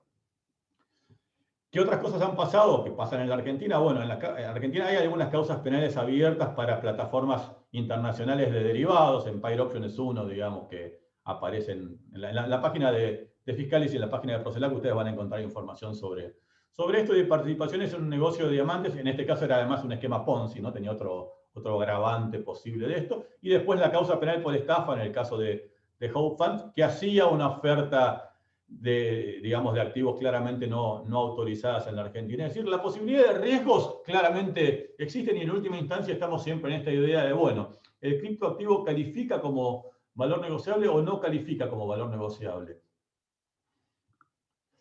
Fíjense la definición, y con esto voy cerrando para mantenerme dentro de lo que es el tiempo, ¿no? Como les decía, la definición no es precisamente un ejemplo de lo que nosotros esperaríamos de una definición, pero de nuevo, reconozco que es sumamente difícil dar una definición de valor negociable con el sentido normativo que se quiere, ¿no? Porque la idea de definir valor negociable es decirle al regulador sectorial, en este caso a la Comisión Nacional de Valores, que usted interviene en estos casos y no interviene en otros casos. Si bien todas las regulaciones sectoriales dan un espacio para que el regulador sectorial intervenga en algo parecido a la oferta pública, pero que no sea oferta pública cuando considera que hay situaciones de riesgo sistémico, de la misma forma que el Banco Central puede intervenir en los casos en que no hay intermediación financiera, pero hay cuestiones vinculadas al mercado financiero que ameriten la atención del regulador sectorial, pero la regla es que este es un límite a la competencia del organismo. Entonces, cuando ustedes ven este concepto, digamos, y lo vemos en la parte de lo que era lo que se resuelve en el caso de Crowdium, va todo más o menos bien si nosotros nos olvidamos de estas palabritas o de estas palabritas que hablan de contrato de inversión. El problema de contrato de inversión es que es un término que no tiene ningún desarrollo reglamentario. ¿Dónde tiene un desarrollo reglamentario? El desarrollo reglamentario lo tiene en Estados Unidos, donde es un concepto central de lo que es la definición de security. ¿Cuál es la idea del contrato de inversión? Esto parece, digamos, derivado del caso Howey, que es muy conocido en la bibliografía de Estados Unidos, pero hay un concepto central que es cuando en realidad se invierte y se espera que alguien haga con esa inversión alguna actividad económica o persiguiendo algún tipo de rentabilidad. Eso claramente puede dejar de lado, en el caso de los criptoactivos, a lo que son puramente monedas, pero también captura otro tipo de criptoactivos en los cuales en realidad después ahí puede haber un trabajo de inversión, puede haber un trabajo del management determinados en los cuales se encuadran este concepto de contrato de inversión. Es decir, en materia regulatoria, digamos, en mercado de capitales, les diría que todavía tenemos un espacio abierto, digamos, y una definición, digamos, o definiciones que se van a tener que tomar en algún momento para interpretar si efectivamente todos los criptoactivos que se pueden o se ofrecen al público en la Argentina, si alguno de ellos califica como valor negociable o no. Como les decía, los que son puramente monedas no van a entrar en esta regulación, en todo caso pueden tener alguna regulación o por el lado del Banco Central, que es lo que seguramente va a trabajar Cecilia en algún momentito más. Gracias. Muchas gracias, profesor Martín Paolo Antonio. Y sí, ahora para hablar de aspectos regulatorios, seguramente Cecilia Lanuso Campo va a completar. La presento, es abogada de la Universidad de Buenos Aires, directora de la carrera de abogacía en la Universidad del SEMA, también es profesora de la maestría en Derecho Empresario en la UADE, en la Escuela Superior de Economía y Administración de Empresas SAD, y de la maestría en Finanzas de la Universidad de San Andrés y la Universidad del SEMA. Es doctora en Finanzas de UCEMA, ex abogada jefe del Banco Central de la República Argentina y actualmente es consultora independiente. Y nos va a hablar sobre criptomonedas y transformación digital del sistema financiero, sus desafíos regulatorios en el Banco Central. Bueno, muchas gracias, Gabriela. Gracias, agradezco especialmente, bueno, Gabriela, que me contactó en la invitación de Héctor Chomer, y para mí es un enorme orgullo y placer poder estar aquí presente con el tema, que realmente es un desafío, y después con las ponencias, ¿no? Bueno, yo les voy a contar un poco cómo, no tengo presentación, pero les voy a comentar cómo fui pensando distintos temas, porque obviamente de lo que estuvimos escuchando hasta ahora, no tenemos una regulación específica para las criptomonedas. Sí tenemos algunas regulaciones o impactos, yo les diría colaterales, respecto de lo que es criptomoneda, que lo voy a nombrar ahora y después lo voy a dejar porque me voy a referir a otra cosa. Los voy a ir llevando en un viaje con la charla, ¿no? ¿En qué voy a centrar mi presentación? Voy a hablar más que nada de el dinero fiduciario, no fiduciario, la moneda centralizada versus la moneda descentralizada. Lo primero que les voy a contar, así entramos un poco viendo qué hay de regulación, y de regulación me refiero a regulación colateral, era primero alertas del Banco Central y CNB respecto del riesgo, que ya se habló bastante en las ponencias, ¿no? Lo segundo, respecto de la UIF, que también lo nombró Matías, lo nombró Martín, y después, bueno, la FIP, que la FIP siempre que ve un pedacito de ganancia, el bocado, ¿no?, de la FIP está. Pero ¿es regulación eso puntualmente lo que es criptomonedas? Es regulación, digamos, colateral. Ahora, ¿hay regulación específica hoy en el mundo? Hay muchos proyectos, pero les voy a contar, esa era la idea de la charla, de hablar un poco del desafío de los del dinero digital, qué es lo que están pensando los bancos centrales frente al dinero digital, que no es la criptomoneda. Y vamos a empezar a separar las cosas. Entonces, para eso voy a separar como 4 grandes temas. El primer tema, que tiene que ver con la moneda centralizada versus descentralizada, ahí básicamente nosotros tenemos, cuando hablamos de operatoria bancaria y pensamos hoy en los bancos crean dinero con los préstamos que van dando. ¿Quién controla esa emisión y ese dinero que es emitido? Los bancos centrales. En nuestro caso, el Banco Central. Ahora, ¿qué efecto trae la moneda digital creada por los reguladores? Vamos a primero ver ese tema y después dejamos entre paréntesis por ahora las cripto puntualmente. ¿Por qué diferencio la moneda digital de las criptomonedas? Las criptomonedas, vamos a charlar dentro de un ratito, y me voy a referir al dinero digital que pueden emitir los bancos centrales, en los cuales se pueden basar en la plataforma de blockchain, como habló Matías hace un ratito. Cuando los bancos centrales se refieren a moneda digital en el mundo, la llaman CBDC. Y hay 2 caminos. Camino 1 sería emitir esa moneda, que sigue siendo la moneda, digamos, de curso legal de los países, en su versión de plataforma, por ejemplo, utilizando la tecnología de blockchain, y ahí podría haber directamente una relación o una vinculación directamente entre los bancos centrales y los consumidores, y podría no necesitar las entidades financieras, podría no necesitar intermediarios. Esa sería una hipótesis. La segunda, podríamos estar como el sistema actual, es decir, emito dinero digital y conviven y participan los bancos, el sistema financiero. Esta última posición es la que tiene el Banco Central Europeo. Christine Lagarde, por ejemplo, dijo que los bancos y el sistema sería complementario.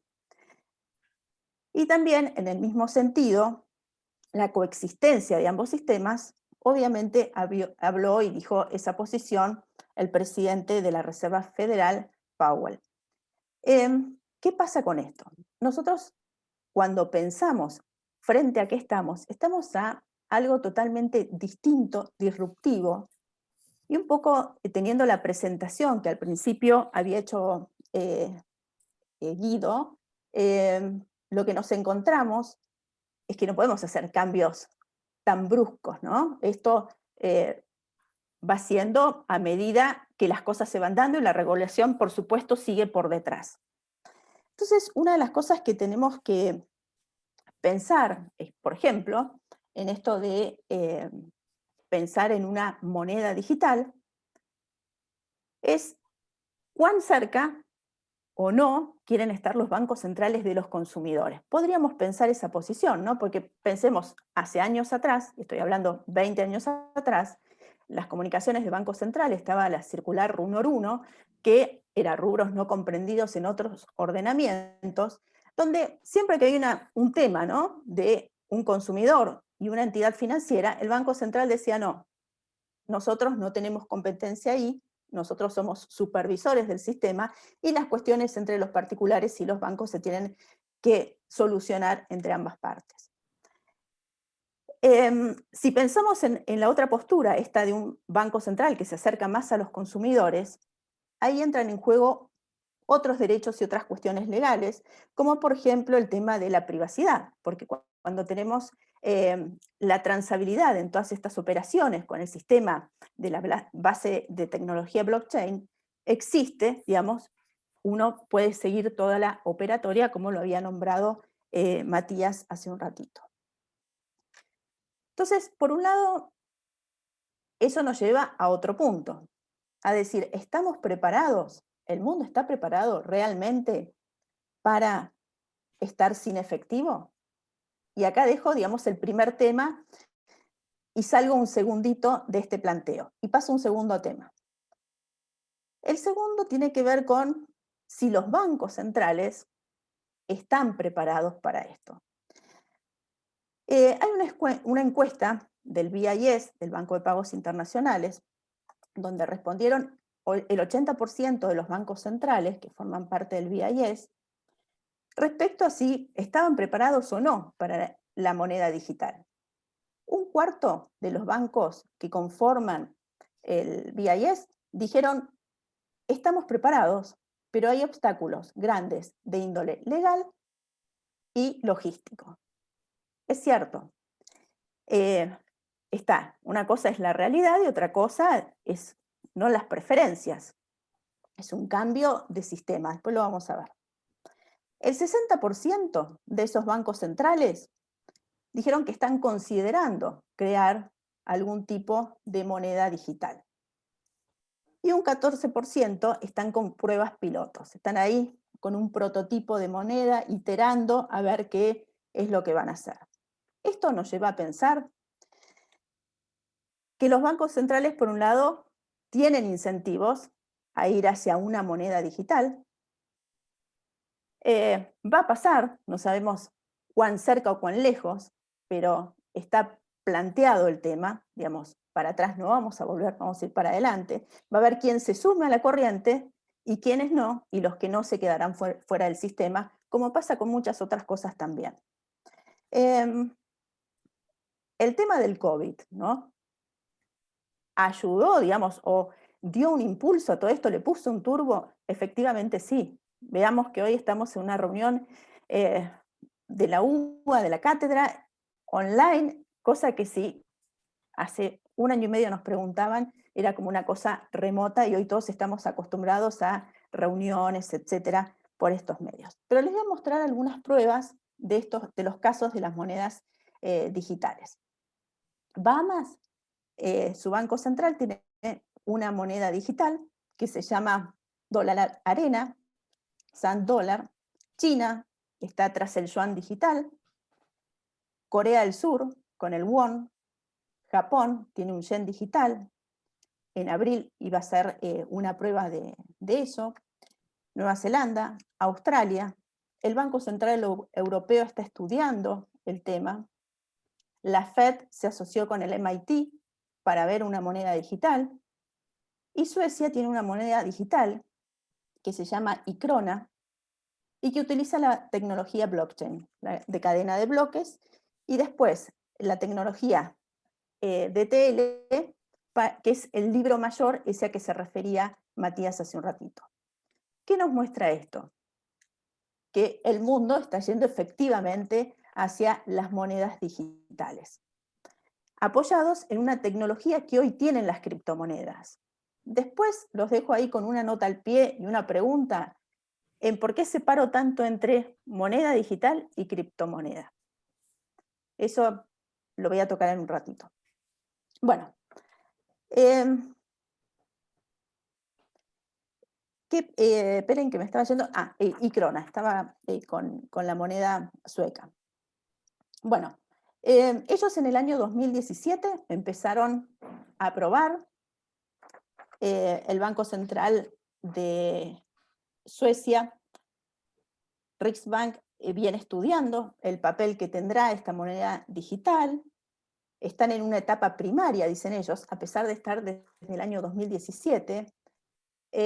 Tienen poco manejo de efectivo, pero todavía sigue circulando el efectivo. Y ellos, a pesar que serían uno de los que están más adelantados con esta tecnología, dice, la verdad que se necesita todavía mucho análisis y estudio para ver si el sistema de pagos, en definitiva, es seguro y eficiente.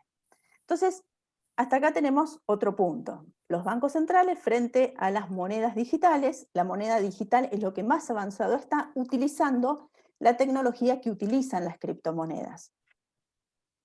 Y ahora sí, el tema tercero. Las criptomonedas ¿le compiten a las monedas digitales que pueden emitir los bancos centrales? Y ahí tenemos que hacer un poco de historia y un poco de análisis y ver un poco los roles del Banco Central. Digamos, es decir, no es un tema solamente monetario, es un tema de governance, es un tema político, es un tema legal y es un tema económico. Entonces requiere de una decisión que excede, digamos, lo que nosotros podamos teorizar acá nomás, ¿no? Pero fíjense lo siguiente, uno puede pensar con el tema de las monedas digitales, la moneda digital que emite un banco central no es más que cambiar el papel, digamos, por la base digital. Pero, ahí esperen que yo les quiero decir un tema que no me quería olvidar y me lo estaba olvidando. La diferencia que tenemos entre uno y otro, entre la criptomoneda, como podría ser un Bitcoin, y la moneda digital o la moneda fiduciaria de papel, es que la criptomoneda se diferencia en que el límite de emisión, la cantidad que emito, es al momento de la creación. Entonces esto ya me está dando una diferencia con el rol que muchas veces tiene el Banco Central por su carta orgánica, en el caso nuestro. Bueno, entonces ahí es donde empieza una cuestión de, yo diría, desafío entre la criptomoneda y los bancos centrales. ¿Serán los bancos centrales desplazados por la criptoeconomía? Podemos preguntarnos. Hoy no tenemos respuesta. ¿Los bancos centrales pueden perder el control de emitir dinero? No tenemos respuesta. ¿Se puede perder la soberanía monetaria? No tenemos respuesta. Entonces acá vemos que se empieza, digamos, a separar el tema de la moneda digital de lo que es la criptomoneda. También me podría preguntar, ¿o estamos frente a una disrupción en el concepto de soberanía monetaria? ¿Que viene un cambio profundo con el tema de la criptomoneda? Porque un poco como señaló Matías recién rápidamente cuando presentó la plataforma de Satoshi Tango, lo que es a nivel tecnológico, es muy poderosa la tecnología que hay debajo de esto, que de hecho nosotros, los abogados, quizá antes que la criptomoneda, la utilicemos con los smart contracts.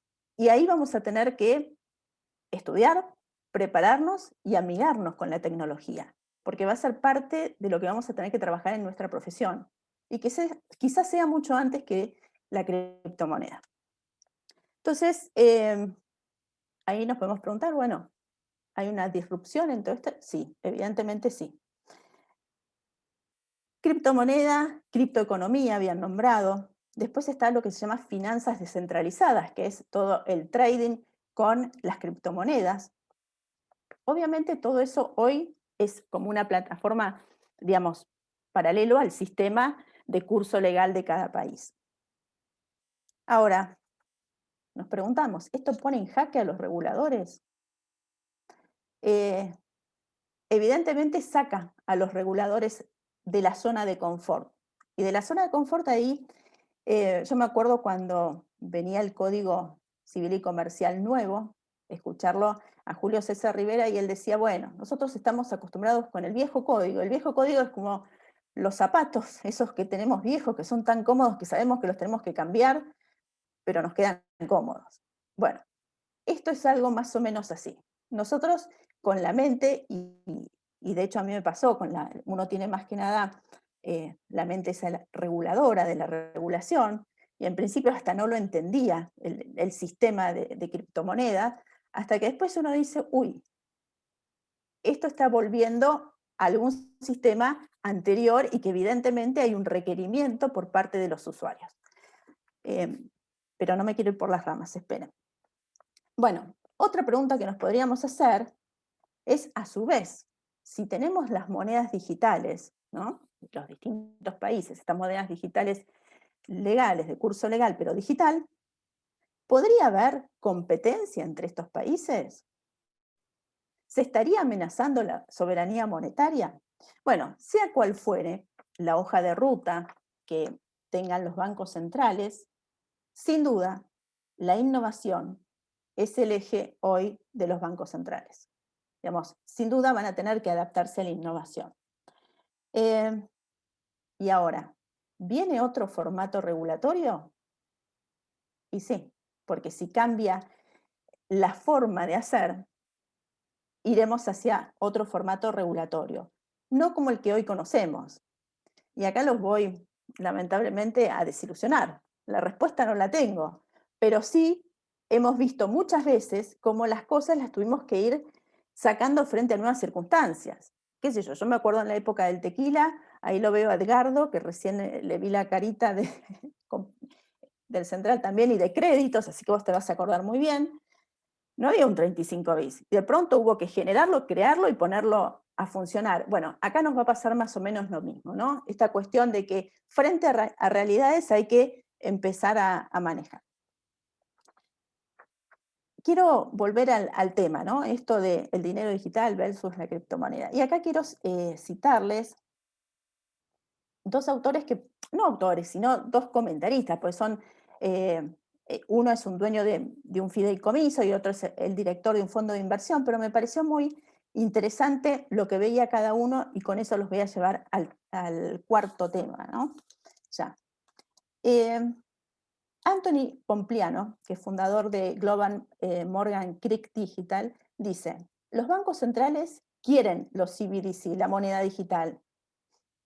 La gente tiene bitcoins, tiene cripto, tiene Ethereum. Los primeros tienen un suministro ilimitado, porque puedo emitir cuanta moneda digital como sea necesaria, digamos. Y lo segundo, que es el bitcoin o las cripto, tienen un suministro limitado.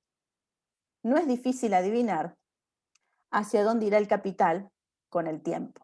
Y ahí lo dejamos puntos suspensivos y después vamos a pensar por qué, porque les voy a comentar o oír el razonamiento para ese lado. Después, Raúl Pal, que es fundador también y director de un fondo de inversión, dice, si no cree que las monedas digitales de los bancos centrales están llegando, se está perdiendo un panorama global importante. Para Pal, esta será la mayor reforma del sistema financiero mundial después de Bretton Woods. Entonces ahora los voy a llevar en el tiempo, y los voy a llevar a agosto de 1971. En agosto de 1971, la cotización de la onza oro, que son 30 gramos de oro, eran $35. Y la onza cotizó frente al dólar desde 1944 a 1971 a $35. En esa época existía la convertibilidad, ¿no?, entre el dólar y el oro. Este 15 de agosto de 2021 se va a cumplir 50 años de que Nixon suspende la convertibilidad dólar-oro. A partir de que se deja el sistema de convertibilidad, los sistemas financieros empiezan a emitir dinero fiduciario, como lo hablábamos hace un ratito. Lo interesante, esto es nota al pie, de aquel discurso de Nixon, que les cuento, está en internet, así que lo pueden ver ahí. Anuncia la suspensión temporal por decreto de ese respaldo oro, que aún sigue vigente. ¿Qué pasó en aquel entonces? En aquel entonces había que financiar la guerra de Corea y Vietnam. Si yo les pregunto a cualquiera de ustedes, yo lo busqué, ¿cuánto estaba cotizando ahora la onza? $1.900. Si yo divido 1.900 dividido 35, me da 54. Entonces 54 veces perdió su valor desde 1971. Y acá nos encontramos con otra cuestión que nos divide las monedas digitales de las criptomonedas, y lo limitado y limitado, y es una cuestión de oferta y demanda en última instancia. Los bancos centrales, a pesar de las cartas orgánicas que fueron evolucionando también en el tiempo, la regulación que pide, digamos, marca la independencia, el por qué la independencia de un banco central, digamos, un banco central siempre tiene que tener un proyecto de largo plazo versus los gobiernos que tienen, digamos, proyectos más de corto plazo, tienen la capacidad de financiar los gobiernos mediante la emisión de papel fiduciario. Y ahí estamos en el kit de la cuestión. Ahí llegamos a la médula en donde tenemos que mirar a ver qué es lo que vamos a hacer, ¿no? Paso el tiempo y ahora me voy al 2011. 2011 era presidente de la Reserva Federal, Bernanke. Y se los voy a leer textual. En una nota, ¿no?, frente a la Cámara de Servicios Financieros de Estados Unidos, cuando le hacen una pregunta, él negaba que el oro fuera dinero. Y al ser preguntado por qué entonces se guardaba en reservas, contestó que se trataba de una tradición. Ahora, la historia económica, si nosotros miramos a lo largo del tiempo y desde que empieza a aparecer la moneda, demuestra que el oro es dinero, que el oro, la población, la gente desde la época antigua lo toma como dinero. De hecho, es el dinero que más perduró en la historia. Es más, perdura como reserva de valor hasta nuestros días. Ahora, ¿qué cualidades, digamos, tiene el oro si yo hago un paralelismo con las cripto? Y no puede ser creado, ni tampoco multiplicado a voluntad de los gobiernos, ¿no?, o de los bancos centrales. Entonces acá es donde yo creo que está la cuestión que queda para pensar, ¿no? El oro como refugio, así como veníamos hablando, es un activo libre de deuda y libre de riesgo. Y al fin y al cabo, cuando nosotros pensamos en las monedas, inclusive lo que tiene el porqué ser de los bancos, es la confianza, ¿no? Entonces, nosotros a diario podemos darnos cuenta o escuchar, muchas veces decimos, ay, suben el precio de las cosas. Y el otro día se lo explicaba a mi hija, le digo, no, no es que sube el precio de las cosas, es que nuestro peso pierde poder adquisitivo. Entonces, creo que ahí, acá doy una vuelta y vuelvo a poner el hincapié en que cuando comparamos el tema de las criptomonedas con las monedas digitales, lo que encontramos es esta limitación de emisión, ¿no? Y uno cuando mira qué rol tiene que tener un banco central, bueno, el rol primario y fundamental, por más que no lo diga hoy nuestra Carta Orgánica o de cualquier banco del mundo, es preservar el valor de la moneda de cada país. Y acá me voy al tema 4, era el 13, el 4. Durante 50 años, el mundo se rigió, se manejó por lo que se llama dinero fiat, ¿no? Este dinero fiduciario, sin más respaldo que el que se deposita en los emisores. Entonces uno ahí es donde empieza a ver si realmente los bancos centrales van a poder regular de algún modo la criptomoneda o no.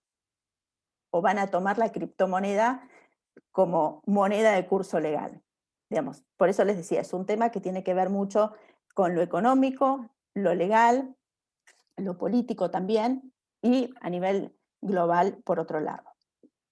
Ahora, ¿qué es lo que avisoro? ¿Qué es lo que veo? Yo veo que las generaciones jóvenes tienen valores diferentes a las generaciones que estuvieron bajo, digamos, la moneda fiduciaria. Hoy los chicos valoran muchísimo la ética del cuidado. De hecho, invierten en dinero criptográfico y ahí uno empieza a ver que puede haber una pulseada entre el dinero criptográfico y el dinero fiat. Quizás la criptoeconomía, las criptomonedas, nos estén recordando hoy en la emisión monetaria, ¿no? En esta disciplina de la emisión monetaria que con el tiempo se fue perdiendo, que un poco es lo que cuando empezó la charla. Y yo ahí veo como consecuencia de esto un desafío, ¿no?, entre los bancos centrales y los gobiernos y las monedas, las criptomonedas. Tal es así que ahora en mayo de este año le preguntaron al presidente de la Reserva, Powell, si estaban pensando en algún formato de moneda digital, y él se refirió, yo tengo el videíto, pero no vamos a tener tiempo, en todo caso yo después voy a dejar los links para que se los pasen de ambos dos, el de Nixon y el de Powell. Él dice, bueno, estamos estudiando el desarrollo, estamos viendo cómo redefinir el rol de Banco Central como proveedor de medios de pago, también redefinirnos como autoridad monetaria. Y Powell decía que el diseño, y se está refiriendo a la moneda digital, de los CBDC, plantea importantes consideraciones en torno a la política monetaria, la estabilidad financiera, la protección del consumidor, consideraciones de orden legal, consideraciones de privacidad, y bueno, requiere el análisis de todas estas cuestiones. Entonces, un poco para cerrar este punto, una cosa es la regulación colateral, esto que tiene que ver con lo de prevención de lavado, que pasa con otros activos también, con las obras de arte, con el oro también, etc. También regulación que puede caer de AFIP, pero cuando pensamos en que las criptomonedas sean preferencia, ¿no?, por los agentes económicos y haya demanda, entonces ahí los bancos centrales van a tener que repensar un poquito esto. Y yo diría que evolucionamos incluso en el concepto de moneda, tanto en lo jurídico, legal y económico. Ahora, obviamente se presentan otras cuestiones como desafíos también. La volatilidad, y la volatilidad tenemos que ver acá dos cosas. Es muy reciente la creación de la criptomoneda. Pero nuestra moneda, y lo dejo ahí, podemos mirar la evolución. En los países que hay alta inflación, por supuesto, hay atracción hacia esos tipos de activos. Otra de las cuestiones que también necesita, digamos, su regulación, su estudio, su profundización, es el impacto ambiental, porque las criptomonedas, digamos, la tecnología gasta mucha energía, problemas de seguridad, evolución de las transacciones, y bueno, después el desafío de la privacidad. Entonces, para cerrar y para concluir un poco esta cuestión, yo creo que si queremos hablar de criptomoneda, tenemos que estar pensando en la disrupción, no la innovación, la disrupción de los bancos centrales y de la regulación. Ahora, si vamos a hablar de dinero digital, que es nada más que digitalizar la forma, ¿no?, que hoy que yo, toda la banca electrónica la tenemos digitalizada, entonces ahí estaríamos innovando. Bueno, hasta ahí lamento que no tenga regulación, pero no, es lo que hay hoy en el mundo. Gracias. Muchas gracias, Cecilia. Vamos a, mientras vamos cerrando, vamos a ver si hay alguna pregunta en el chat para alguno de los expositores. Pero bueno, lo cierto es que llegamos al final, mientras esperamos la posibilidad de alguna pregunta. Probablemente un concepto reiteradamente empleado en esta jornada fue la idea de disrupción, de alteración del orden conocido y la necesidad de adaptarnos a un orden nuevo. Los 4 expositores nos dejaron pensando, por un lado, sobre la función, seguridad y valor de estas monedas como refugio de los inversores en tiempos de crisis. Desde el lado del derecho, como abogados, sobre la conveniencia y posibilidades de regularlas para hacer de ellas una herramienta segura al servicio del intercambio. Se trata seguramente de un tema muy nuevo, un tema novísimo sobre el que queda mucho camino por recorrer y mucho conocimiento por construir. Y bueno, para eso estamos acá, cada uno en sus casas por ahora, pero en el contexto de la universidad, en este encuentro y en sucesivos encuentros, seguramente. Quiero agradecer mucho a Guido Lorenzo, a Matías Bari, a Martín Paulo Antonio y a Cecilia Lanuso Campo por su aporte en esa dirección. Y un instante antes de cerrar, vamos a saber si en el chat hay alguna pregunta. Nos preguntan, probablemente para Cecilia, que creo que tocó este tema, ¿cuál es la principal diferencia entre cripto y moneda digital? La pregunta es si es la emisión ilimitada. No quedó claro si es la emisión ilimitada lo que la diferencia de las cripto. Cecilia, tenés esa pregunta. Tengo otra pregunta, ¿cómo es la situación del sandbox regulatorio en la Argentina? Esas son las 2 preguntas que tengo, no sé quién las va a contestar, si Cecilia solamente o hay alguien más que pueda contestar del grupo. Bueno, yo contesto, si quieren un poco las 2 y por ahí alguien me puede complementar. El tema, la diferencia en que tenemos entre la moneda digital es digitalizar nuestra moneda propia. Como hoy tenemos el e-check, que es un cheque digital y que se negocia, no es nada más que llevar lo que tenemos hoy a plataforma. ¿Qué tenemos ahí? Que es ilimitada, digamos, la emisión. En cambio, la criptomoneda lo que tiene es que tiene un sistema limitado que se define al inicio. Entonces, ahí le quita la capacidad, digamos, de emitir dinero fiduciario como hacemos hoy, la emisión de crear dinero en ese aspecto, la diferencia. Y después lo que son los sandbox regulatorios, en realidad yo los conceptualizaría de la siguiente forma, en realidad es buscar, ¿no?, a modo experimental, se llama sandbox como si fuera un cuadrado de arena, un arenero donde juegan los chicos, en el sentido de decir, bueno, hago un corralito regulatorio para esta situación, pero es a modo de prueba, tampoco es que tenemos la solución, digamos. Evidentemente estamos, acuérdense los abogados que siempre el derecho va por detrás de la realidad, ¿no? Entonces, nosotros primero tenemos que ver el desarrollo, que existan las criptomonedas, digamos, saber qué estatus jurídico se le va a dar, y recién ahí, bueno, vendrá la regulación. ¿Qué pasa? Es un tema sensible, porque le quita lo que le dicen los economistas, el poder de fuego al Banco Central si tengo criptomonedas. Entonces, digamos, es todo una cuestión más de observar y de esperar. Y yo creo que estamos frente a algo disruptivo en serio. No sé Gracias, Cecilia. Guido, te pregunta Magdalena si el Bitcoin es una burbuja según tu análisis. Vas a tener que jugarte en la respuesta ahora. Sí, me va a tener que jugar. Me parece que ese es el desafío, el de extraer señales en ese contexto. En esta situación donde hay, digamos, tanta liquidez y que se hace difícil identificar, digamos, el valor fundamental de determinados activos, me parece una inversión de muchísimo riesgo, más del que pueda, digamos, procesar o hacer un análisis fundamental cualquier analista. Así que sí, me parece que tiene un valor que no está en línea con sus fundamentos. También para Guido, Marcelo Spanghero, que está aquí en el auditorio. Marcelo, no te había visto, ¿cómo estás? Dice Marcelo, las cripto no dejan de ser inversiones de riesgo dada su fluctuación y manipulación.